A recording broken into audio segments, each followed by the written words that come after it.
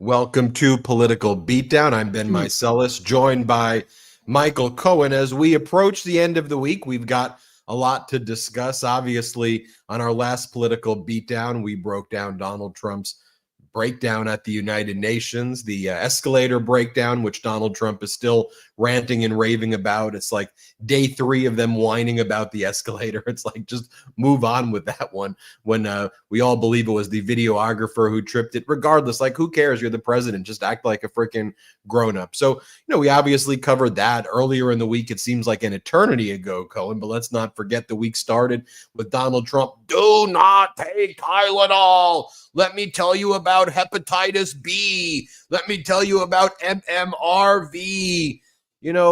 Cohen, you look at the latest Quinnipiac poll that came out today. It has Donald Trump's approval at 38%, which is the lowest of Trump 1 and Trump 2 at this point.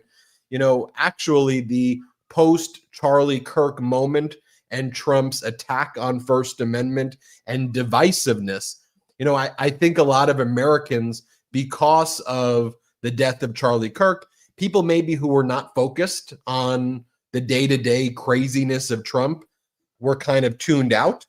But when they saw what he was doing, all those post-Charlie Kirk death polls, we're seeing Trump plummeting there.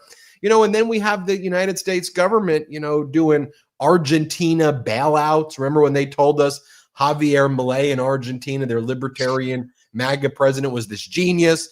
Elon Musk said, everybody invest in Argentina. Now the taxpayers are going to have to bail out Javier Milei of Argentina. We have a bailout package being prepared for American farmers because the tariffs against the world have crushed American farmers. And you have all of this taking place in the background of, we're approaching a government shutdown in T-minus 5 days. And MAGA Mike Johnson has refused to even allow Republicans to show up to Congress on the 29th and the 30th. Trump was supposed to have a meeting with Democratic leaders Schumer and Jeffries. It was supposed to take place today. Trump canceled that meeting, just canceled it. Let's every single week, you and I, we come on our Tuesdays and our Thursdays. We have our brigaders, and we are so thankful to have you, and Midas Touch Network and all of the people on the platform. Thankful to each and every one of you. And every single Tuesday or Thursday, especially Thursday, we talk about the fire hose of chaos that comes out of DC. Every single week, break it down. Ben, let's start with one by one, because we're really right now at an inflection point where we're watching First Amendment violations all over the place. We're watching, again, the president demean 193 nations, harming the standing of America in the country. We're watching the big gigantic lie, which is that tariffs aren't taxes and that consumers don't pay tariffs. We're watching, as you just said, bailouts and so on. We're watching as James Comey any second now could actually be indicted, and good. I don't like him. We're watching Jimmy Kimmel finally coming back, and with the greatest ratings I think he's ever had. It was almost like Super Bowl numbers. There's so much going on. The problem is if we talk about him, Ben, and I know exactly what you like to do. You want to give everybody everything, right? The big problem that we have is that by glossing over the individual acts, and we paint just the big act, I don't think it really hits home. Not with how dangerous things are right now for all of us. The shooting in Dallas. We can go on for an hour just talking about the chaos. Which is why, though, we could walk and chew gum at the same time. But I think we have to,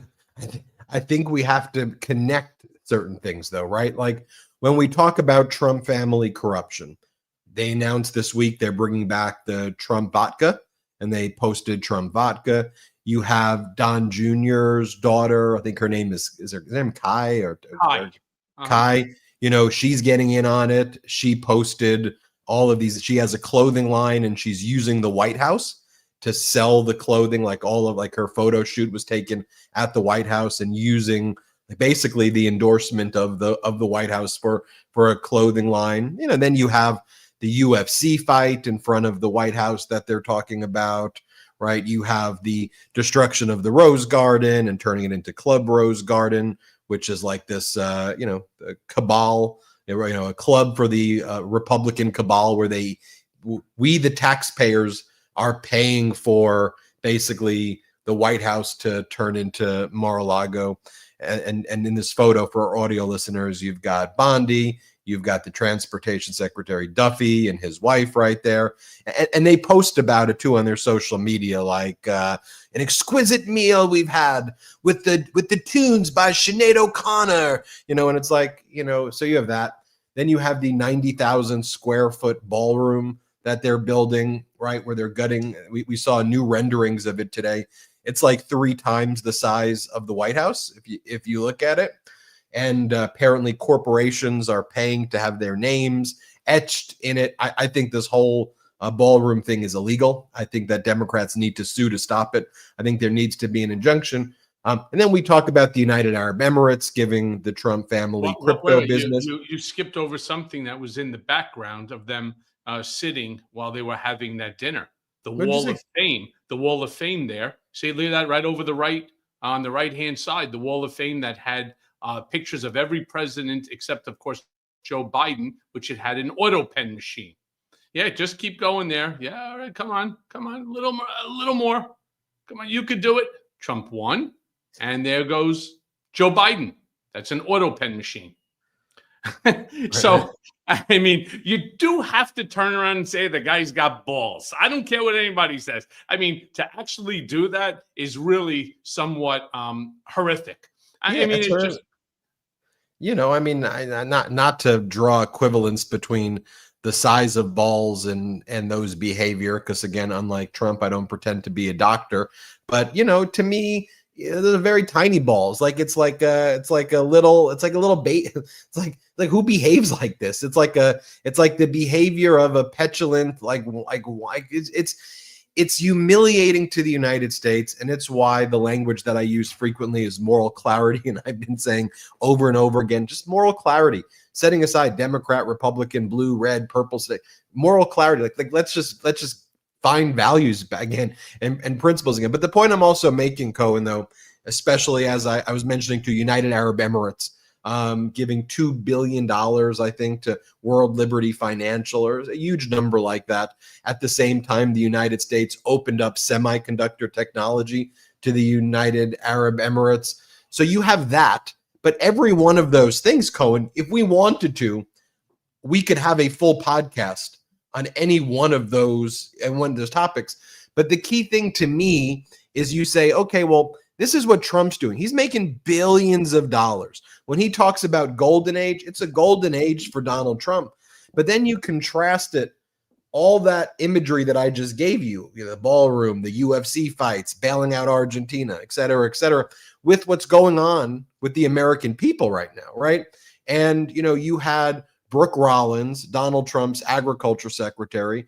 She was talking about the price of soybeans, the price of beef, the price of all of these things. Here she was yesterday. Just watch what she had to say. Here, let's play that clip.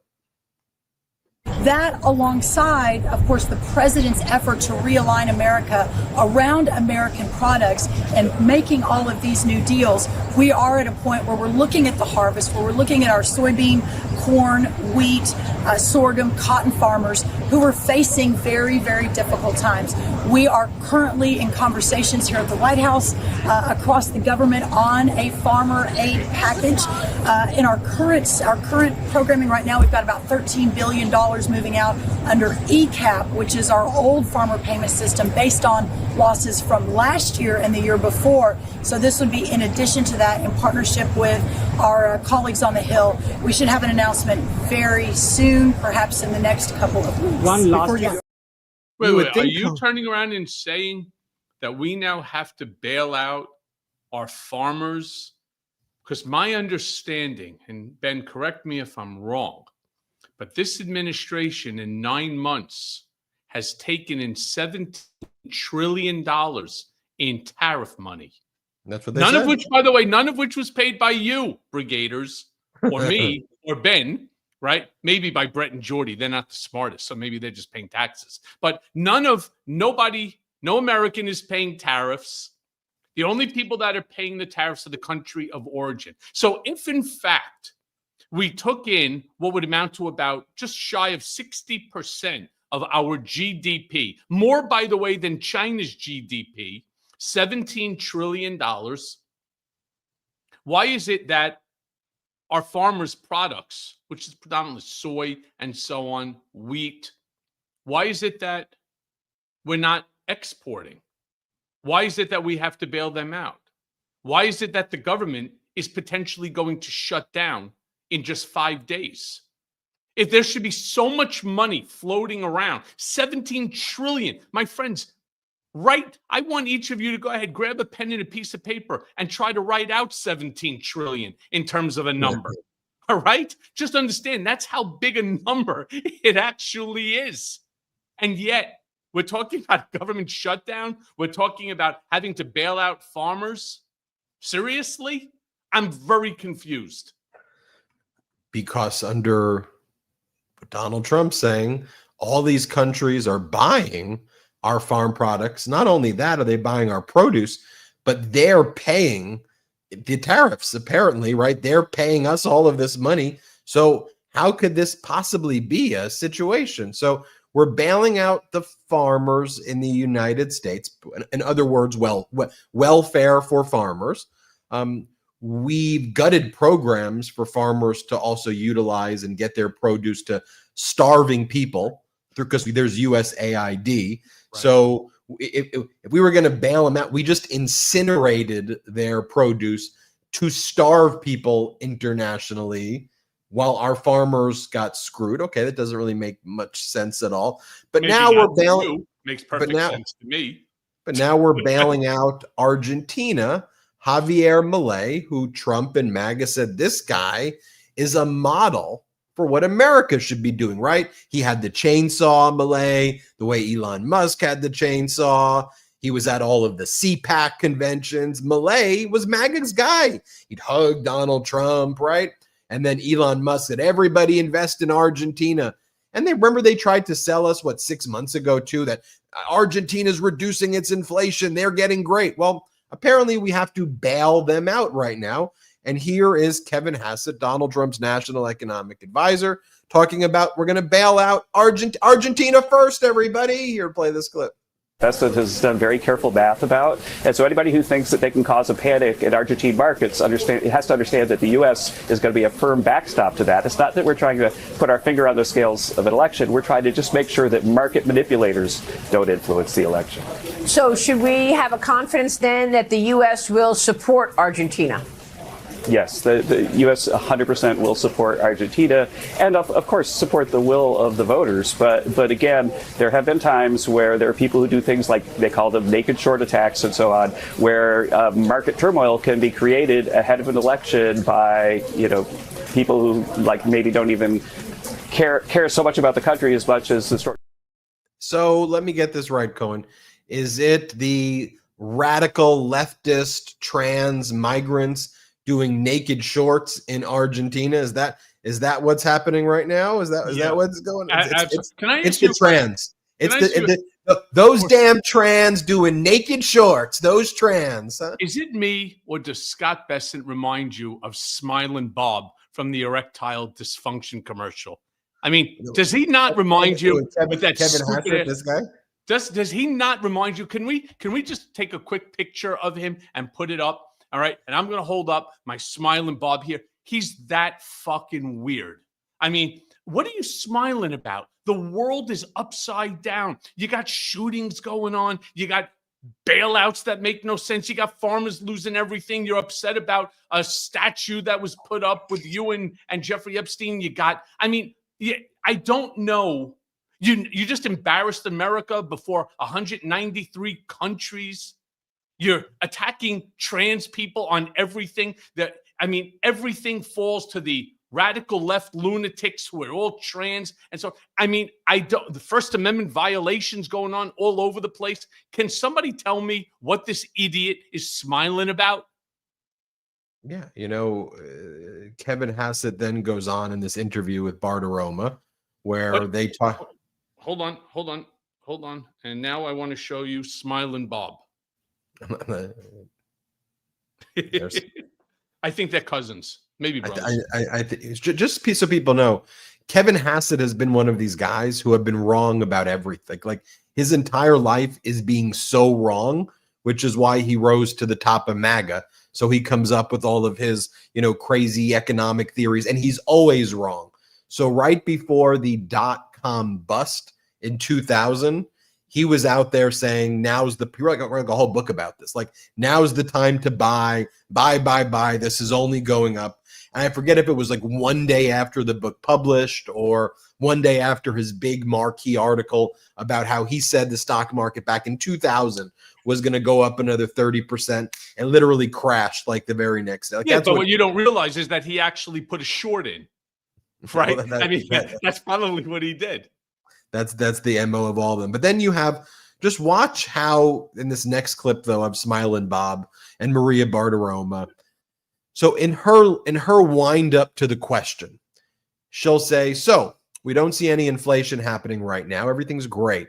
But Americans are worried that in the future, there may be a situation where corporations pass on the cost to the consumers.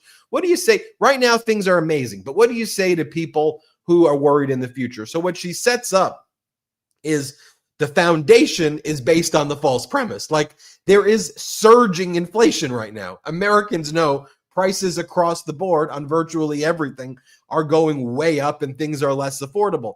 But remember those toys back in the day, Cohen? I think they were called like Furbies, and they're like, bah, bah, bah, bah, bah. The Furbies would like talk to each other. Hold on. You had toys when you were a kid? Furbies. Remember the Furbies growing up for Christmas? I do. The Furbies would talk, like they're speaking their MAGA Furby language about, and they're speaking in a way that's so detached from the reality. Both her premise that there's no inflation, and then he's like, I'm not worried at all about that. Here, just watch what goes down. Play it.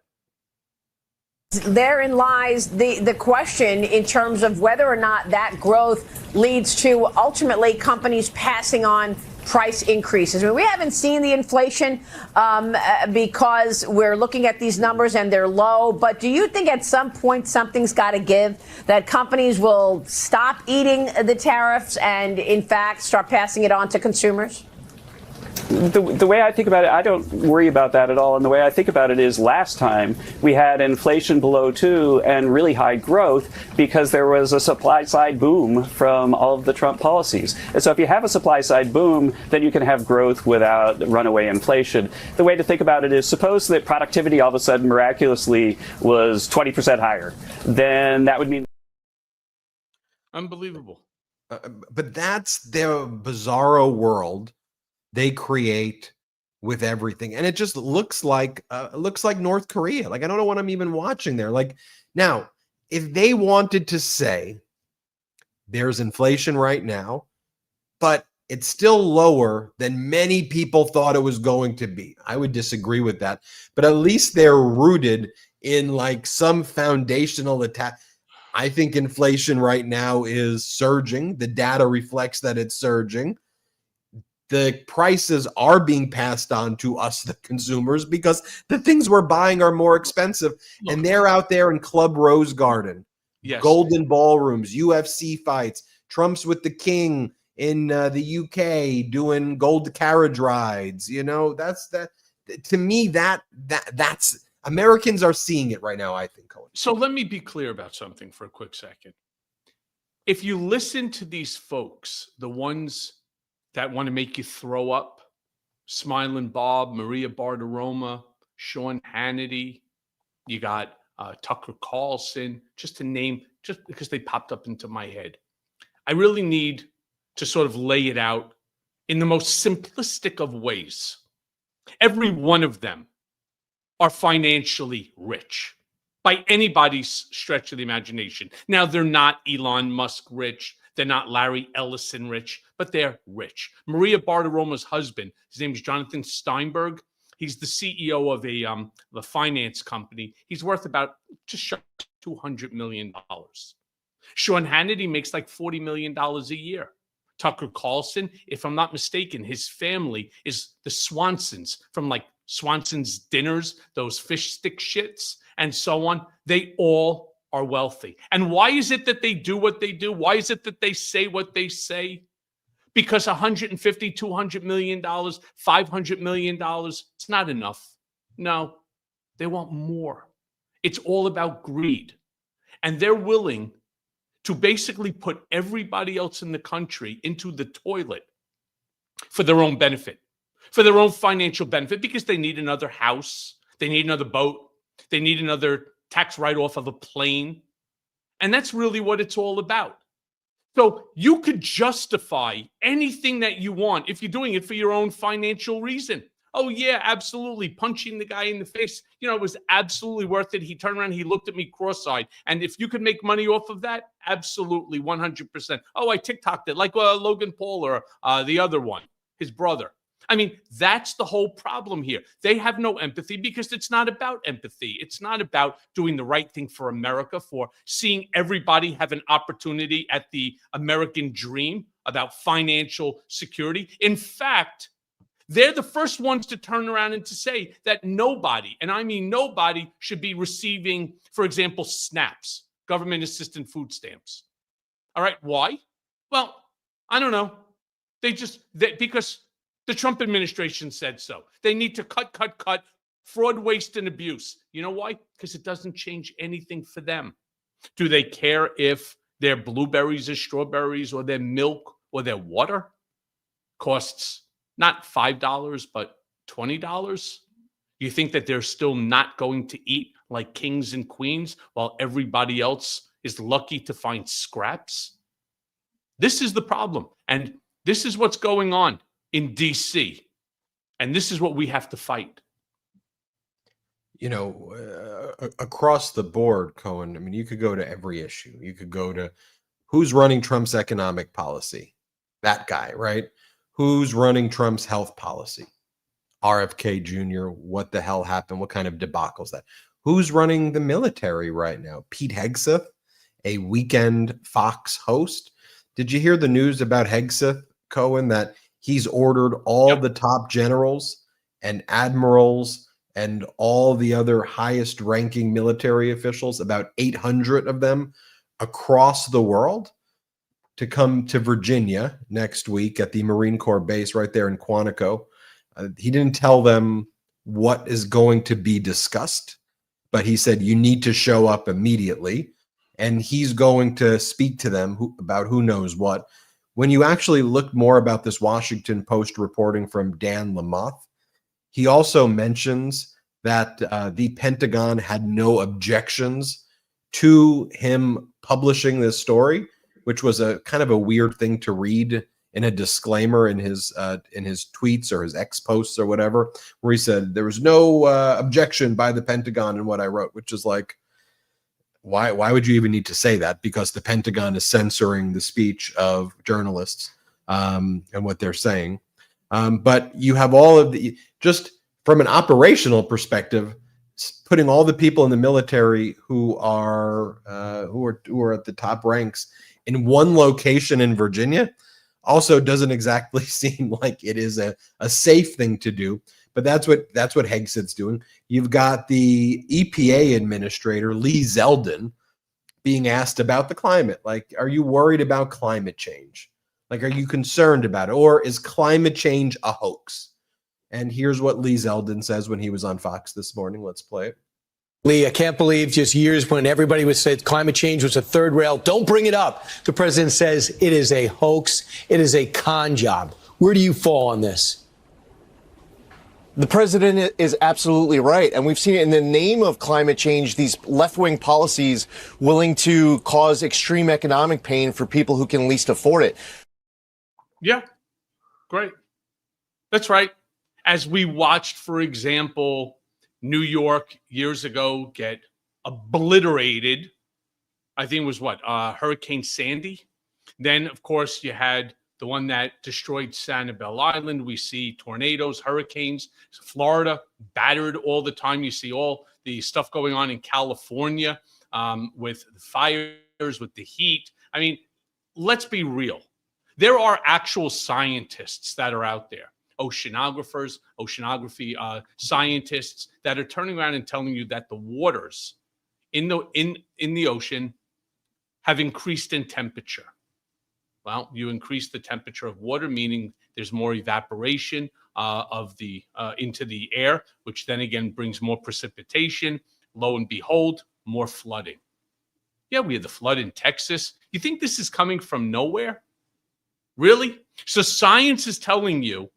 In fact, there's a great article that I read, Ben, a while back. Join me here. There's an article that I read a while back about Florida, where based upon these scientists, these oceanographers, they believe that within 10 years or less, all of Miami will be underwater.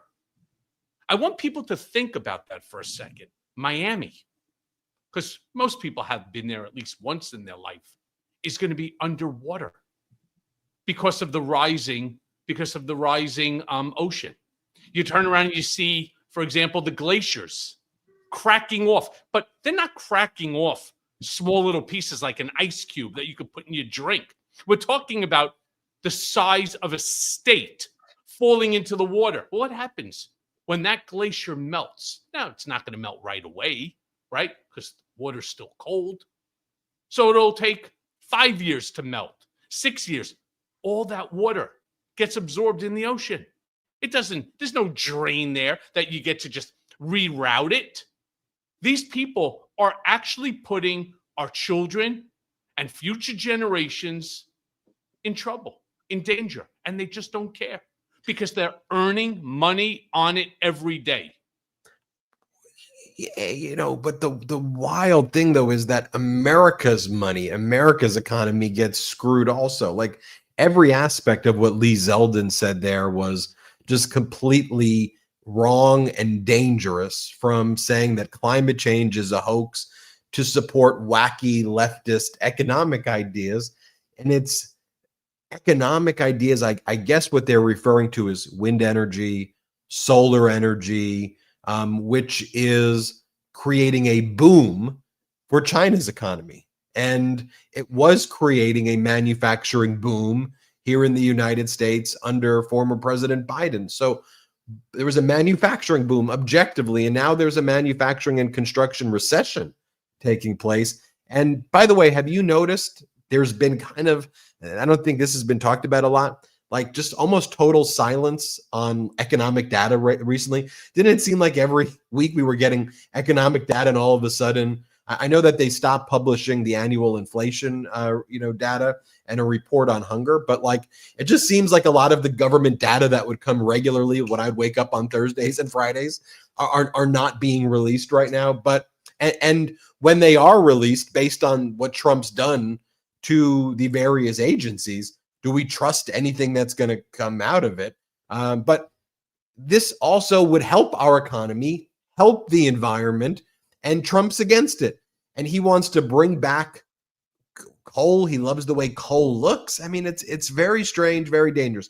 When we come back, Cohen, though, I want to talk about you had the president of Turkey, Erdogan, was in the Oval Office. He barely spoke. Did you notice during the press conference? Yeah. It was kind of Erdogan just like slouching back and like looking at Donald Trump like he's an idiot, and Donald Trump just trying to suck up to Erdogan in a weird way, like we're both tough guys, right? Like we both stay neutral, right? Like Trump was trying to impress him, and Erdogan looked unimpressed. Like it literally looked like a little kid trying to impress his coach. That's how I kind of view that Oval Office meeting.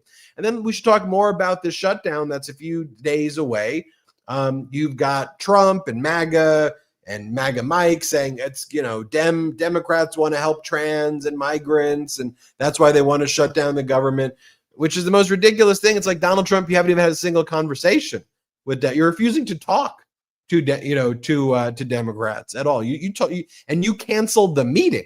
So let's talk about that and more. We only have one break on the show today. Let's take our one and only quick break. We'll be right back. Reminder, subscribe to Michael Cohen's Substack, one of the top Substacks in the country. Make sure you all subscribe there. Subscribe to the Mea Culpa audio podcast and subscribe to the Michael Cohen YouTube channel. All right, we'll be right back. First and only quick break of the show. Boom. You ever walk out of a doctor's office and you feel like you just got conned? I mean, like they barely looked at you, but they told you that you're fine. Maybe advise you to drink some more water and that's it. No real info, no plan, just a shrug and a bill. And also, hey, don't forget your copay. I've been there more times than I care to admit. And you know what? I'm done with it. And that's why I signed up for Superpower. And let me tell you, this thing is the real freaking deal. They send a licensed professional to your house, or you hit a nearby lab and they run over 100 biomarkers. 100. That's not a typo. Your heart, your liver, your thyroid, hormones, metabolism, vitamin levels, environmental toxins. I mean, it's like popping the hood of your body and seeing what's really going on. And here's the kicker. Superpower doesn't just hand you a bunch of confusing charts and send you packing. No, they give you an actionable plan. Custom supplements, nutrition that actually works for your biology. They give you lifestyle changes, the whole thing. And yeah, they tell you your true biological age so that you can track how you're actually aging. Turns out, well, mine's holding up somewhat okay, even after all the crap that I've been through. You're not guessing anymore. You're not relying on that 10-minute appointment from someone who forgot your name before you even left the room. This is about taking control. It's about knowing your blueprint and actually doing something with it. So here's what I want you to do. Go right now to superpower.com and use code BEAT. That's BEAT at superpower.com. SUPERPOWER.com. And you'll get $50 off your annual membership. Again, superpower.com and use code BEAT for $50 off your annual membership. So stop reacting. Start optimizing. Your biology decoded. Your blueprint activated with Superpower. Go now. I got to tell you about my neighbor's cat. You know, the one I always talk about, Marlo. I mean, this guy is a total character. Last week, I watched him sniff around my kitchen like an inspector, judging everything. I mean, I swear, if he could talk, he'd be reviewing restaurants on Yelp. And you know what? I realized something. Marlo deserves the best. And that's where Smalls comes in. Even though I don't feed him, I know he'd go crazy for it because Smalls is real protein-packed, preservative-free food that cats actually love. I mean, imagine Marlo doing a taste test. 2 bowls side by side. One with mystery kibble, one with Smalls. Guaranteed, he wouldn't even glance at the kibble. Go straight for Smalls. Nose twitching, tail flicking, the full Marlo seal of approval. So know this, that Smalls started in 2017. 2 people cooking in small batches for friends' cats, and now they've served millions of meals.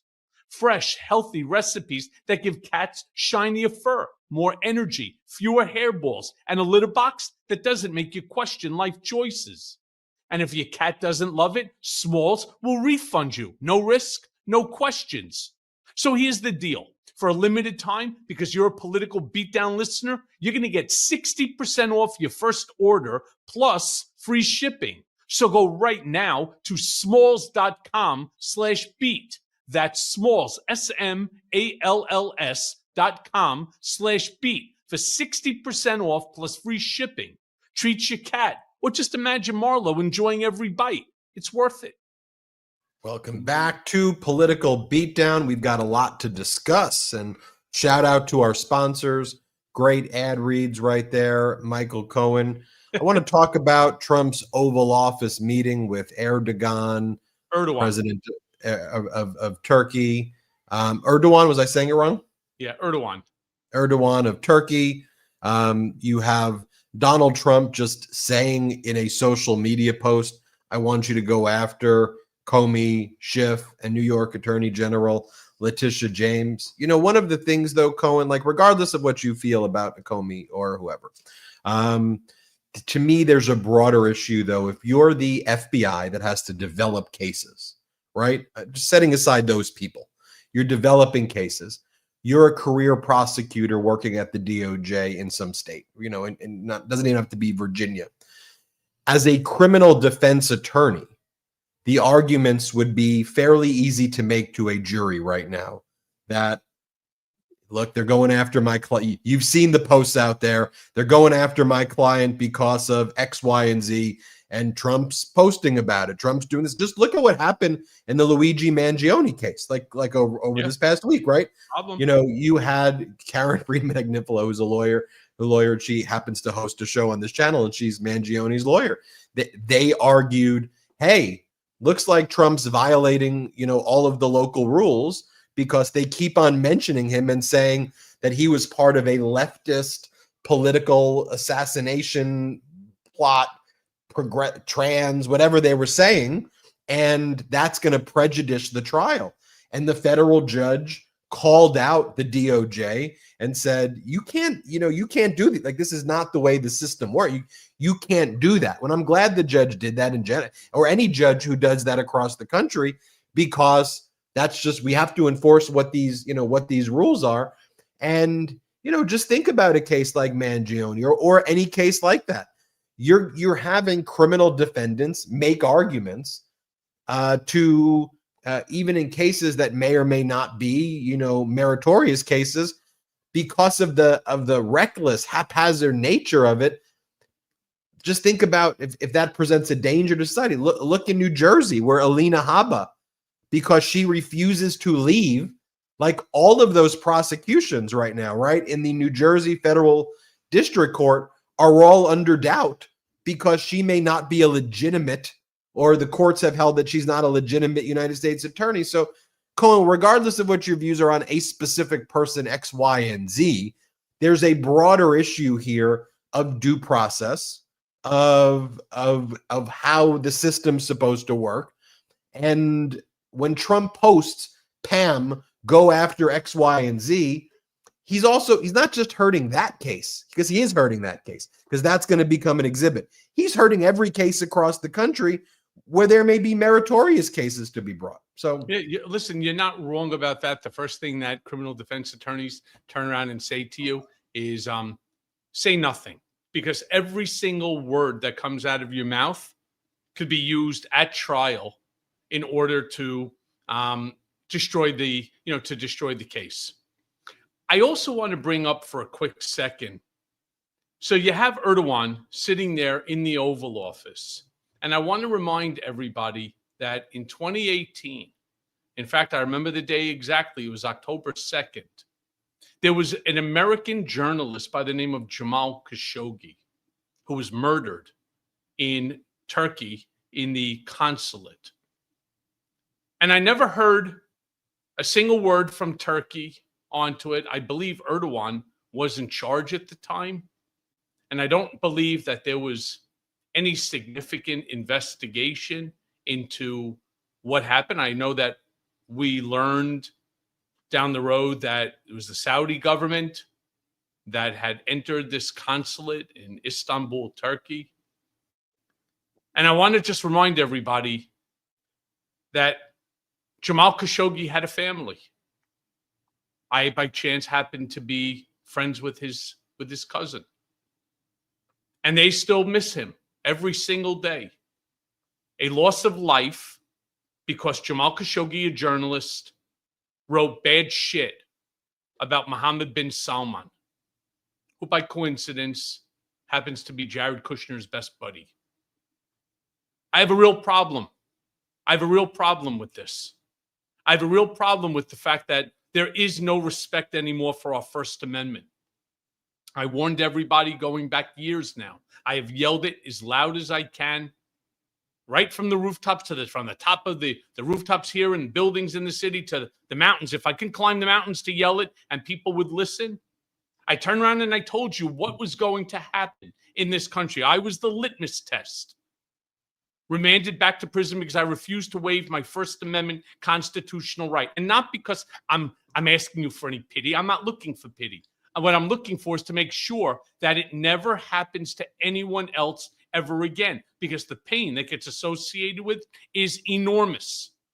And yet, every single day now, we're seeing violations of people's First Amendment rights, whether they are a Jimmy Kimmel, whether they are, I don't know, a U.S. citizen who gets caught up in an ICE raid. We need to protect the Constitution.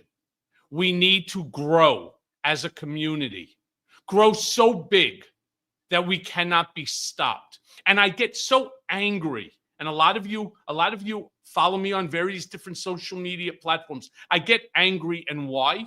Because if Turning Point USA could have millions of people, and I mean many millions of people, so should we. When you turn around and you're fighting for our democratic republic, for the Constitution, for the future of this country, our children, grandchildren, and generations to come, isn't it worth it? And so when I always ask people, do me a favor, make sure you share this with one friend. Midas Touch Network would have over 10 million tomorrow if each and every one of you just did the simplest thing. Go to somebody and say, hey, do you guys subscribe to Midas Touch Network? It's really the only place to go to get truth. In fact, let me change that. It's not truth that we give you. It's facts. There's a big difference. So I'm asking each and every one of you, almost like a homework assignment. It's so easy. It's so easy. Just tell one person about Midas Touch Network and the various different platforms that are on it. And then subscribe and watch and share. Because that's the way we will build something so big that we cannot be stopped. Not by the lies, not by the sycophants, not by the enablers, by nobody. And with that, I say just do it. Bring you into the Oval Office right now from the meeting between Erdogan, Turkey's president, and Donald Trump. Before the meeting took place, Erdogan went on Fox. He interviewed with Brit Hume. Who did he interview with? I'm not sure if it was Brit Hume, but here's his interview. Here's what he said about Donald Trump. Let's play it. But he seems to take a shot at President Trump. Listen. Ben sadece şunu söyleyeyim. I can only say this. Mr. Trump, you might remember he's used a term Ukrayna savaşını ben bitiririm. he said, I will finish the Russia-Ukraine war. Bitti mi? Did it end? Hala devam ediyor. It still goes on. Aynı şekilde Similarly, Gazze savaşını ben bitiririm. he said, I will finish the war in Gaza. Bitti mi? Did it end? Hayır. No. That means Demek ki once we start analyzing the issue, there are prices to pay. faturalar ödeniyor. And when we look at the hostage exchange, that was done. It goes on. That's Brett Baer right there. Brett Baer right there, yeah. Here is Donald Trump in the Oval Office now with Erdogan, where Trump is asked about bringing Zelensky and Putin to negotiate. Here's what Donald Trump says about how Erdogan is neutral, and Trump tries to say here, like me, like I like being neutral. Here, play this clip. Mr. President, how do you see a joint initiative with President Erdogan to bring the President of Russia, Putin, and President Zelensky to the negotiating table? Well, I can tell you that President Erdogan is very respected by both of them. Everybody respects Erdogan. They really respect Erdogan. I do. And I think he could have a big influence if he wants to. Right now, he's very neutral. He likes being neutral. So do I like being neutral. But he's somebody that if he got involved, the best thing he could do is not buy oil and gas from Russia. If he did that, that would be probably the best thing. He knows Putin like I know Putin. I thought Putin, I settled, as you know, 7 wars, and it's probably more than that if you really want to know the real facts, but 7 wars, and I thought this would be among the easier ones to settle. But I'm very disappointed in Putin. I don't want to lose track of the fact that Oval Office just looks ridiculous. like it physically looks like this fake golden bordello. Like it looks very strange. And then even there, he's like, I like to be neutral. Bordello. Like a golden bordello. You know, Charlie Angus came up with that one. I just stole his line. But from Midas Canada, he goes, it's like a golden freaking bordello in there. That's what Angus said. You know, by the way, the U.S. ambassador to Canada, Pete Hegseth wrote Midas Canada a letter. I don't know if I'm allowed to even break that news yet, but he wrote Charlie Angus a letter, and I know Charlie Angus is going to is going to mention it. But we're definitely on the radar of Pete Hegseth in Canada. Let me just let everybody know that. But you saw Donald Trump saying, "I'm neutral. We're neutral in this," and it's like, we're the United States. We're actually not neutral. Like, Russia's the bad guy. And so even at the end where he goes, "I'm disappointed in Putin," and even where he's made statements recently, Cohen, that would seem to indicate more support of Ukraine than he did before, he's just adopts the personality of who's ever in the room with him, right? So Erdogan's in the room with him right there. I'm neutral. Like Erdogan, he just wants to please Erdogan in the room. So he says the things that Erdogan wants to hear. I'm neutral like you're neutral. In the United Nations, he was there with Zelensky, and he was there with French President Emmanuel Macron and others, and he was, he was acting supportive of Ukraine. Then next week he'll have a call with Putin, and he'll write some ranting and raving lunatic post, right? And it'll be the exact opposite. It's that lack of any consistency, intellectual consistency.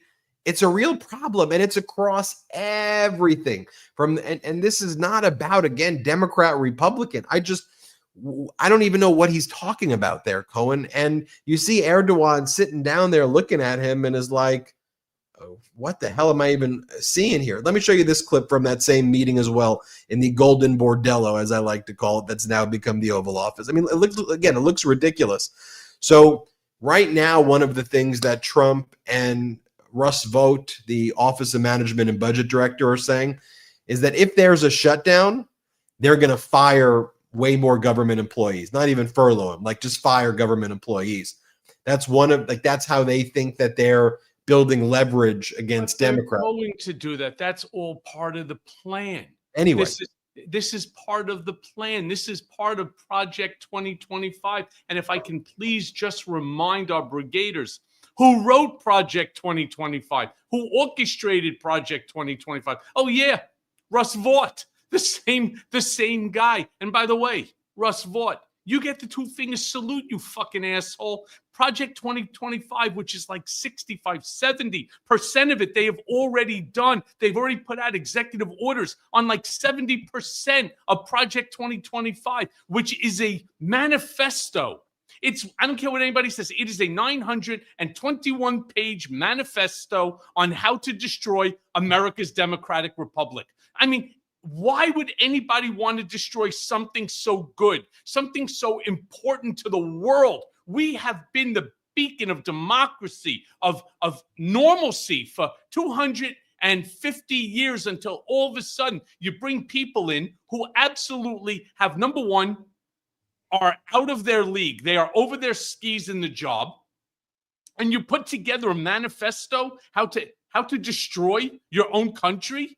What the hell is wrong with this guy? So, Russ, fuck you, you idiot. Here, Donald Trump is asked by the reporter about the layoffs, firing more government workers if there's a shutdown, or using the shutdown as pretext to fire more government workers. Watch what Donald Trump says. Let's play it. Mr. President, furloughs are very typical when the government shuts down.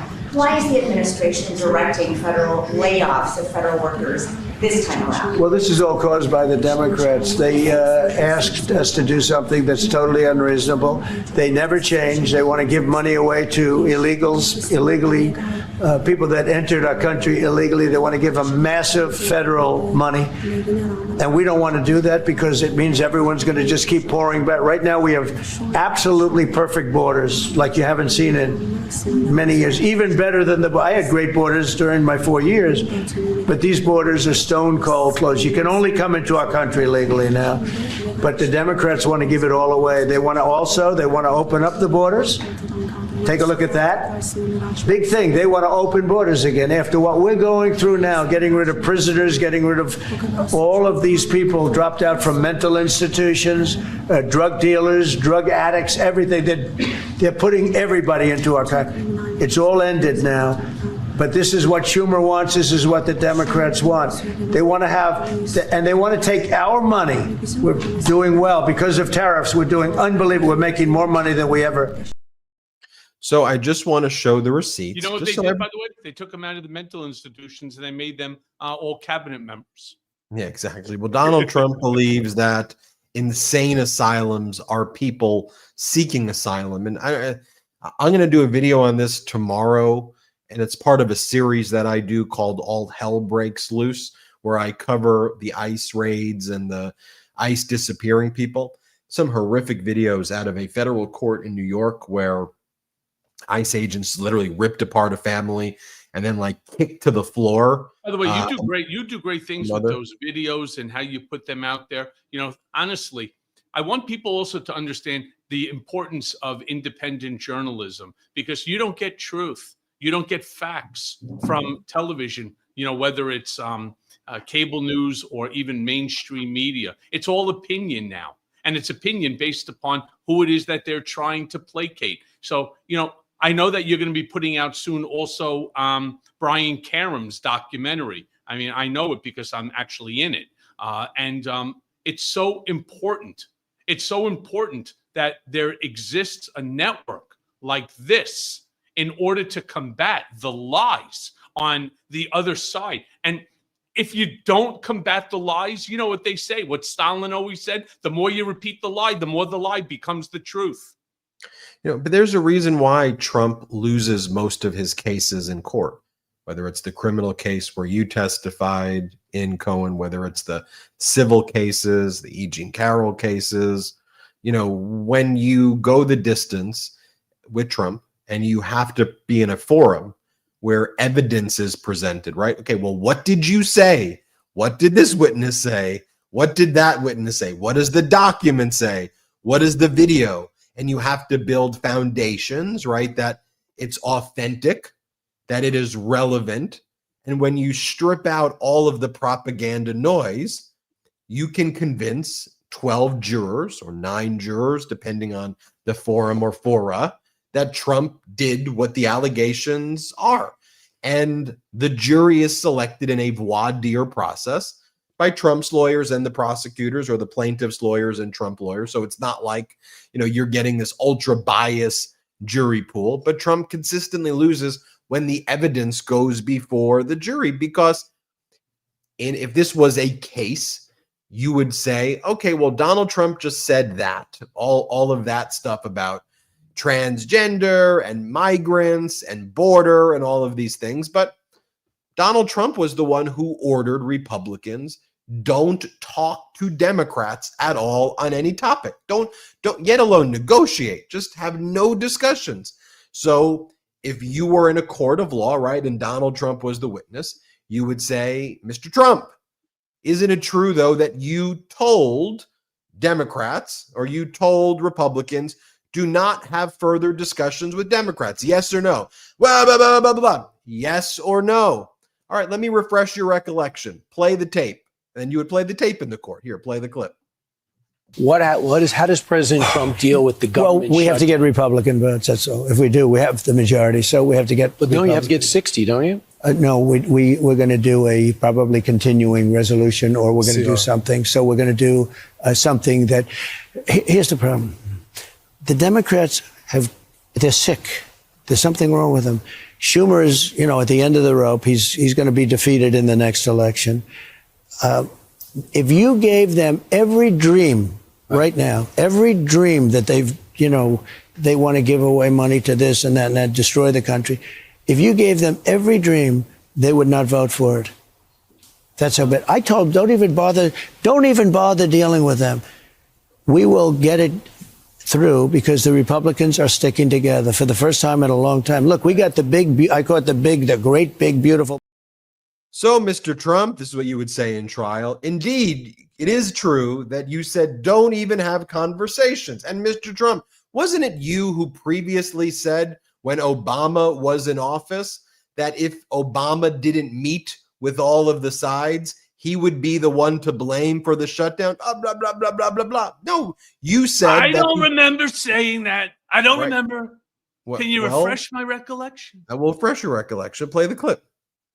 First question, Donald, we're having a hell of a time trying to negotiate here in Washington. So tell me, if you were president, what would you do? Well, very simply, you have to get everybody in a room. You have to be a leader. The president has to lead. I hear the Democrats are going to be blamed and the Republicans are going to be blamed. I actually think the president would be blamed. If there is a shutdown, I think it would be a tremendously negative mark on the president of the United States. He's the one that has to get people together. They're not going to be talking who the head of the House was, the head of the Senate, who's running things in Washington. So I really think the pressure is on the president. Fake news. That wasn't me. It's AI. It's AI put out by the radical left, the lunatics. And that's where they go with it, right? Yeah. Because when Donald Trump's confronted with, come on, this is your signature.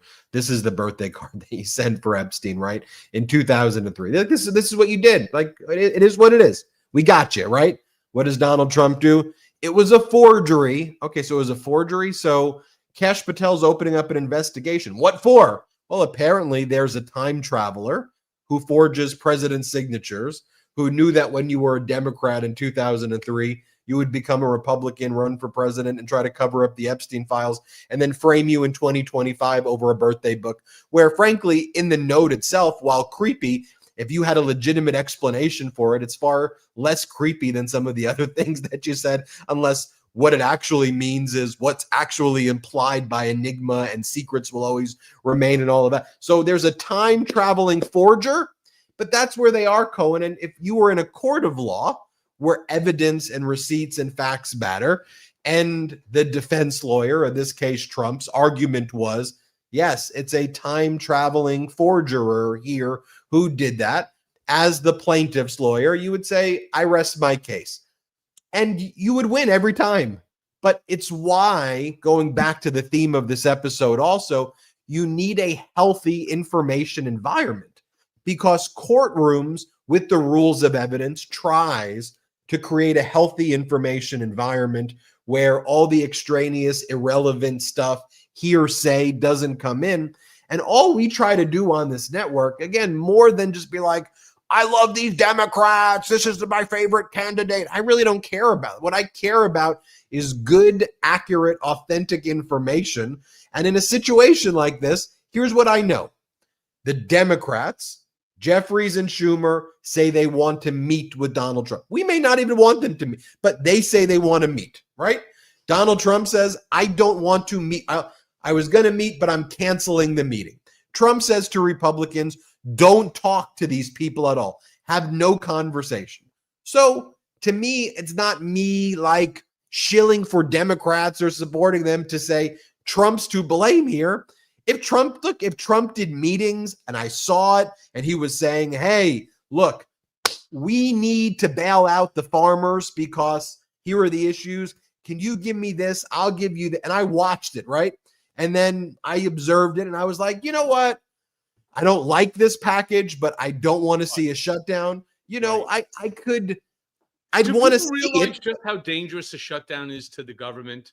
I mean, do you understand that every time that there's a shutdown, it reduces our credit rating in the world, meaning every time we borrow money or the money that's been borrowed, you pay a higher interest rate, meaning that more of your tax dollars have to go to pay the interest. That's just one small bit. And in this specific case, rest assured, there's going to be so many people cut from the government payroll that will not get their jobs back. And you know what? That's why they went ahead, and that's why they're not putting numbers out. And that was what I wanted to answer to your question earlier before, Ben. That's the reason. Don't expect numbers this month. Don't expect it certainly next month, because when they lay off tens and tens of thousands of people, there will be no data within which to demonstrate that this is a fact. You know, and Democrats need to hold the line right now, though. They do.